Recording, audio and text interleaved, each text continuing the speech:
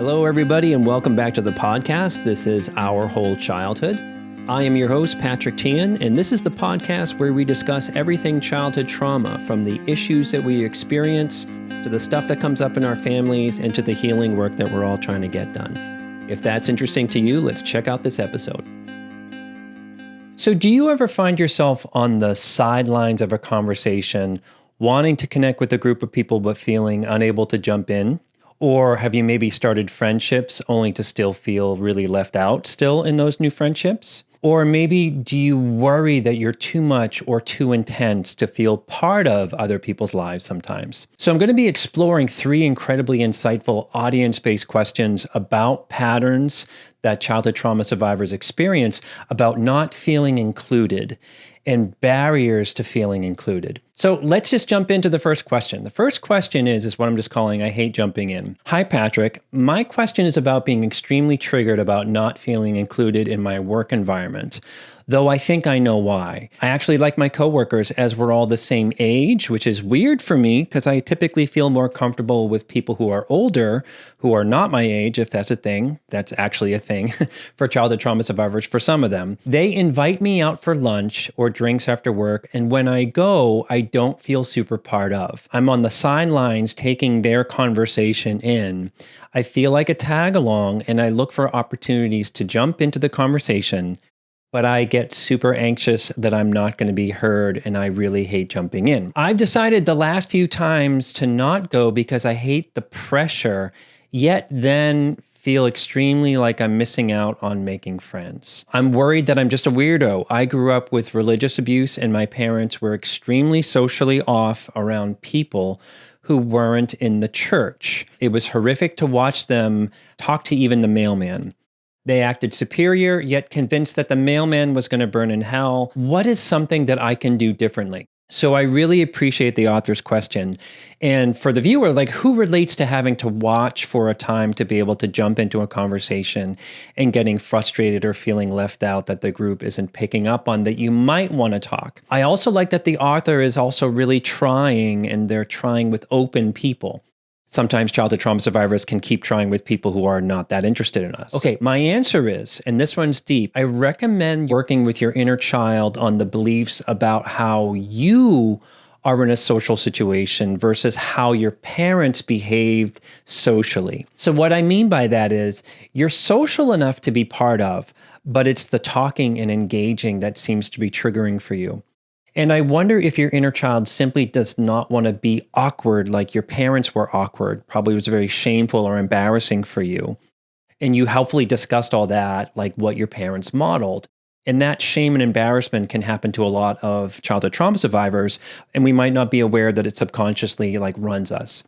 So your parents modeled religious superiority while being totally oblivious that they were intensely socially awkward.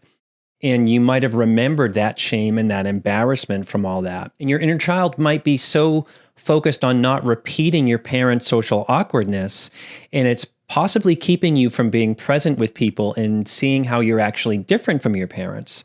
So that's what I think what is likely going on. I love this question so much. It's really amazing because it tells the story of how social engagement got wrecked for us as kids growing up in a toxic environment.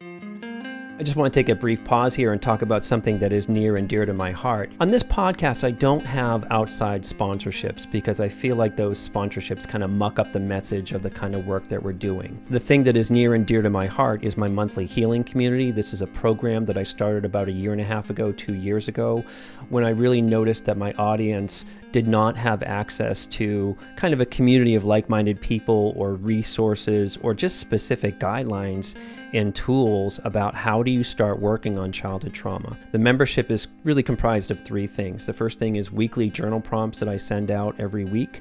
They are really focused on specific issues that childhood trauma survivors struggle with and how to reparent the inner child. They're really journaling, dialoguing inner child prompts. The other component is a whole bunch of coursework that people get, things like the Children's Bill of Rights, the family rules. My favorite on there is Reparenting the Inner Child, which teaches you how to dialogue with your inner child and do some self-led work. And lastly, the third part is every 2 weeks I do a live Q&A to give specific attention to members' questions, and we talk about it. Those are all recorded as a resource in the membership as well. There's a platform that's very, very easy to navigate. And I really love it. It's essentially a program I created for people who wanted to start doing some childhood trauma work, and maybe they didn't have direct access to a therapist. The community component is really just one part of it. Many people kind of enjoy that. Many people just want to do self-led work, which is all okay to do that there as well. You just go to the podcast description, click on my website, and look around for membership, and all the information is right there, and you can sign up today. And I hope it's helpful to you. Question number 2 is what I'm calling just what to say becomes really painful. So, hi, Patrick. I have a thing about starting friendships and ending them quickly by dropping off gradually, because asking people to hang out or knowing what to say becomes really painful. Like, I think that's what the author's stuck place is.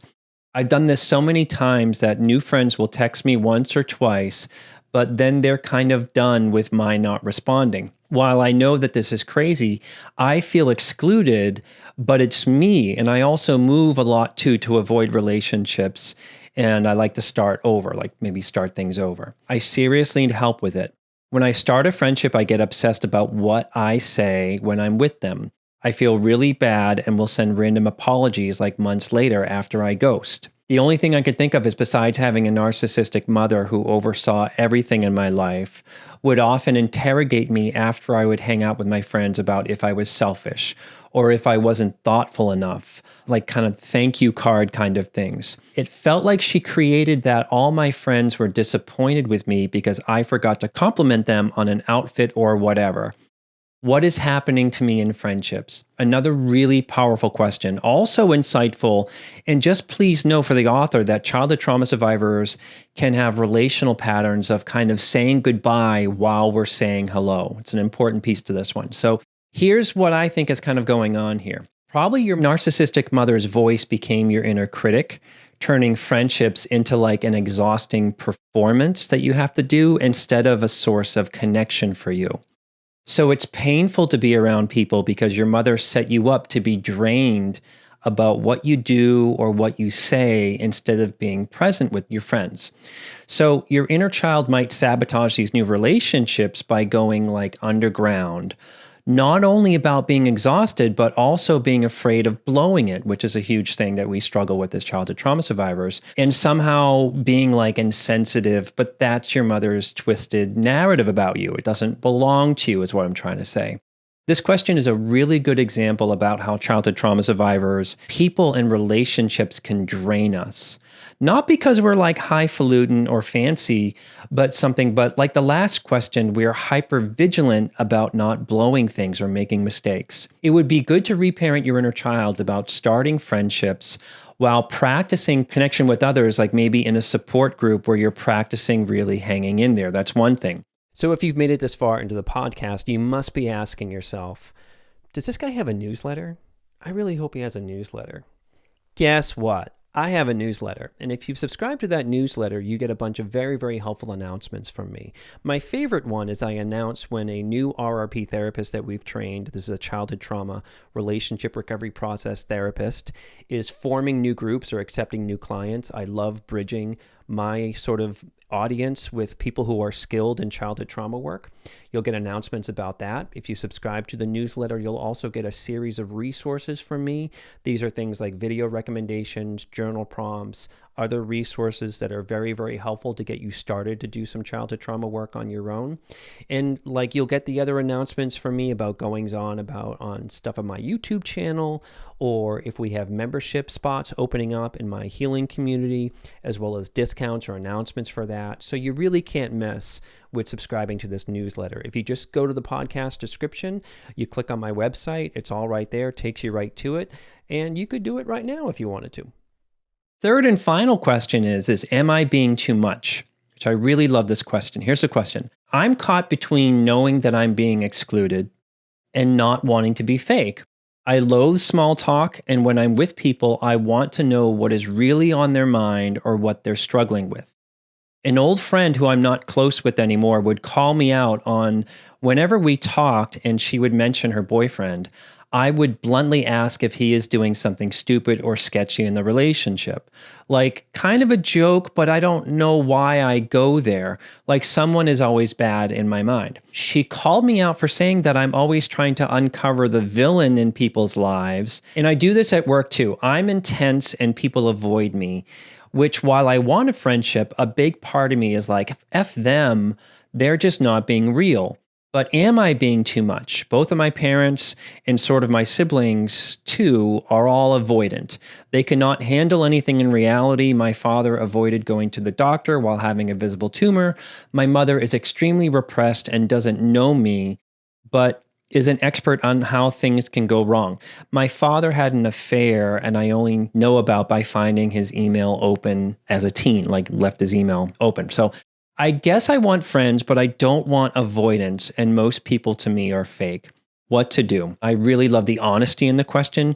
You want a connection, but I'm hearing you never want to be in a situation with people like your family, which is something we can also be hypervigilant about. So my answer here, though, is you might be scanning for hypocrisy, which is a big childhood trauma thing, scanning for hypocrisy in others because you were raised in a family that willfully avoided the truth due to some selfish avoidance. I would also add that you're not too much, but the truth-seeking energy is too much because it's coming from your trauma place. And that is probably sabotaging your connections and not good for you. So the short answer is you're not too much, but the behaviors from your inner child and childhood trauma maybe are pushing people away. Some survivors can come across as really intense and dark, but people don't want that or don't want that maybe all the time. So it would be good for you to do some work around how sketchy your family was. And you were right to be disappointed. You were right to be disgusted that people weren't being real because our families are like living together for years, but they can't be honest. A lot of us go through families like that. That affects us as a child. That child can become an intense adult who is looking out for ways that people are full of it or not real about other people in their lives, like that boyfriend. How to get unstuck is going to be about exploring what you really value and making the truth-seeking more right-sized. What I mean by that is you might value intimacy, but you might need to value the intensity less. You probably value people being honest and doing the right thing, but you might need to let people get there on their own. I really want to thank the authors, and I hope my response to them was helpful, and I hope those responses were not invalidating. These are pattern things that I see in childhood trauma. So here are my final thoughts. Here's what I think about not being included in things as childhood trauma survivors, or it feels like we're not being included. So before I did any work on myself, I was incredibly and painfully sensitive. If I felt like I couldn't get a word in a conversation, or I was struggling to take that risk, I would very much take that personally and feel shut out on purpose, instead of seeing that I kind of maybe needed to just talk over people or give signals that I wanted to talk. But being shut out was very much like my family as a kid. Also, I was very hypervigilant about what I would say or what I would do, making socializing with new people kind of exhausting. I was really ruled by shame and hypervigilance around that shame. Like the last question, I was also very intense and very dark. I only wanted to connect about problems. I was a lot and needed people to be on my kind of negative level, but people often don't want that. It took a while for me to soften and really connect from a different place. About the dialoguing prompts that I'm mentioning is dialoguing is a powerful tool that I teach. It's really a written conversation with your inner child. You can learn more about the specific technique in the course right up here. The link will take you right there. What dialoguing is your dominant hand represents your adult wise self. You actually have one. Don't say that's missing. And your non-dominant hand represents your inner child. You ask a question from your inner adult self and you let your inner child answer with your non-dominant hand. So it's like writing back and forth. And yes, that writing with the non-dominant hand is going to be messy, but don't worry about it. It's pretty normal. You could try it on your own, and I'll link 2 videos about an inner child roleplay that is like dialoguing in the video description. So lastly, to close this out, is about the inclusion triggers is being super positive isn't really going to help. Being super accommodating or people-pleasing isn't going to help us kind of be real.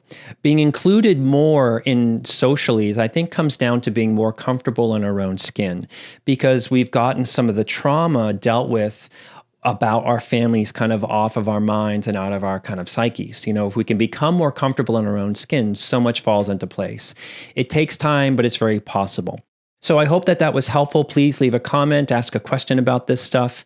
And lastly, may you be filled with loving kindness. May you be well.